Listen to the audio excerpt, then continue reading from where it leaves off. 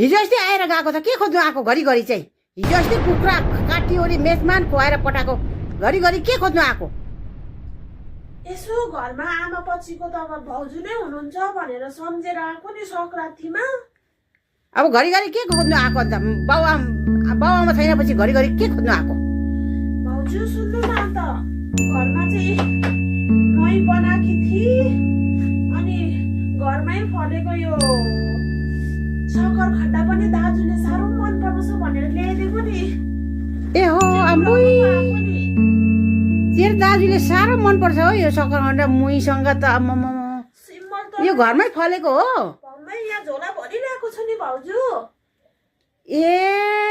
भन साह्रो मन पराउँछ ल तेरो दाजुले चाहिँ अहिले चाहिँ राम्रो बोल्छ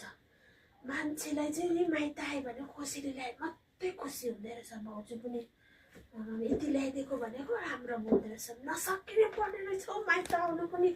नसकिने